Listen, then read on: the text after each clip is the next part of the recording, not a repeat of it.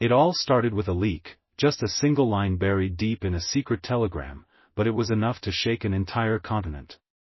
Traore, the leader of Burkina Faso, had just 2 days to hand over 70% of the country's gold reserves. Otherwise, the nation would have to immediately pay its entire debt plus interest, amounting to $5.6 billion. At the bottom of the telegram was a name that stunned the world: Donald J. Trump. At that time, he was President of the United States, the loudest voice in the G7 and the International Monetary Fund.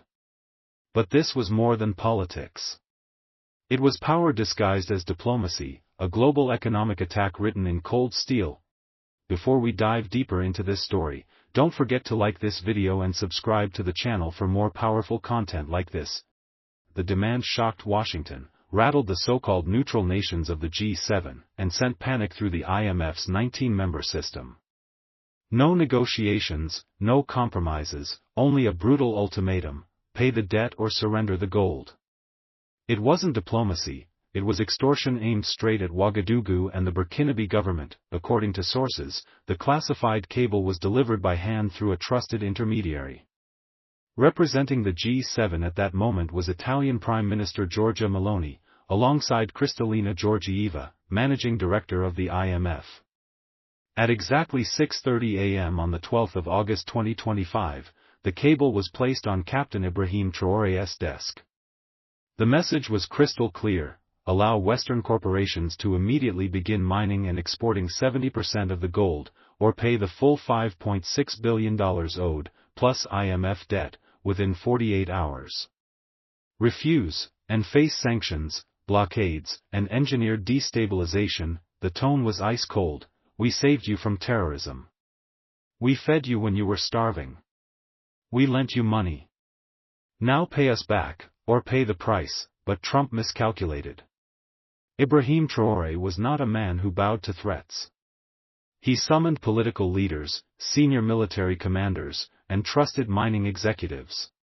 His words were simple: tell the G7 and the IMF, Burkina Faso is not for sale. Within hours, headlines spread across Africa. From Lagos to Kinshasa, newspapers carried the ultimatum: the West demands Africa's gold. Traoré given 2 days to decide. But Traoré didn't waste time drafting letters or negotiating. He responded with strategy. For months, a massive secret had been buried under Burkina Faso's scorched earth, a colossal mineral deposit confirmed by a covert geological task force, its data encrypted by North Korean tech experts. Once the first drills touched the ground, Western satellites noticed. The U.S. tracked shipments from Iran and Venezuela. Soon, their screens lit up with traces of gold. By then, Burkina Faso had quietly reclaimed control of its mines from Western companies, replacing foreign contractors with its own soldiers.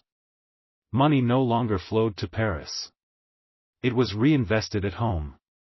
And that terrified the West. They didn't just want Burkina Faso's gold, they wanted to crush the idea that Africa could hold on to its own wealth. Trump's ultimatum landed with arrogance. The so-called debt recovery framework demanded U.S. giants take 70% of Burkina Faso's gold, all export routes placed under Western control, and American overseers supervising mining revenue. In return, vague promises, military security, tech partnerships, and, ironically, protection from regime change. It was not negotiation. It was colonialism dressed in paperwork. Traoré read it twice, then dismissed it with a single line: so this is how they collect a debt. Poison in a suit and tie. He did not hesitate. Orders went out: secure oil fields, double the protection on gold convoys, cut foreign contractors' access to data, and prepare a national broadcast. By noon, the country was watching. The screen flickered black, then Traoré appeared in uniform, one hand on the Burkinabe flag. His voice was steady: they are not just demanding debt payments. They are demanding fear. To Mr. Trump and his supporters, you underestimate us. We are not Libya. We are not Iraq. We are not your playground. You gave us 2 days. Here is our answer: now you have 2 days to take your greed and leave Africa. the words ignited Africa. From Dar es Salaam to Dakar, people cheered. But in Washington, panic spread. At ExxonMobil, alarms rang. At the CIA, missions accelerated. Smear campaigns hit social media, calling Traore reckless. Western media warned Burkina Faso was leading itself into disaster. But inside the country, unity grew. Students debated sovereignty, women's groups supplied food to soldiers, young people mocked CNN's attacks with memes. If they hate him this much, he must be doing something right. And then came the true turning point. From Mali arrived Colonel Assimi Goïta. From Niger, General Abdourahmane Tiani. From Guinea, Colonel Mamadi Doumbouya. They stood with Traoré before the cameras. If you touch Burkina Faso, you touch all of us. A new shield was born, the AES, Africa's answer to NATO. Mali sent advisors. Niger provided logistics. Guinea opened its skies. And online, a counter-media storm raged, our resources. Our future. Our fight, the West panicked. But others moved swiftly. China landed quietly with engineers and a proposal, a gold mining facility built in 90 days, a valuation system independent of Western banks, and trade using China's digital yuan. Russia followed with anti-drone defenses and military aid. CNN called it a dangerous new alliance. Africans called it survival. For the first time, a small West African nation had said no, and survived. Traoré nationalized Burkina Faso's gold reserves, revoked foreign licenses, and expelled G7 surveyors. On television, wearing traditional Burkinabe attire, he declared, "We will not negotiate with thieves." The capital erupted in celebration. Online, youth whispered one phrase, "We protect what's ours." The deadline expired. The ultimatum failed. G7 leaders went silent. But Trump broke first. At 7:42 a.m., his all-caps tweet blared, "Traore just made the biggest mistake of his life. Africa will pay for this." Markets dipped, Washington seethed. But when aides showed Traoré the tweet, he smiled. That's the sound of an empire losing control. Burkina Faso's defenses went on high alert. AES allies deployed units. And across Africa, ordinary citizens rose up.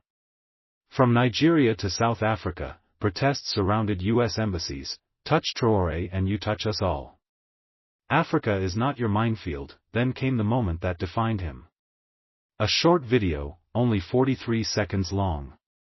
Ibrahim Traoré stared directly into the camera and said, "This is not just about debt.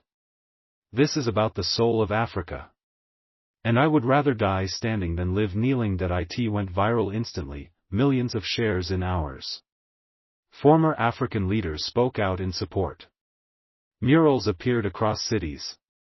Young Africans remixed Western news clips into protest songs. Time magazine put him on the cover, the man the West can't bully. But this wasn't about fame.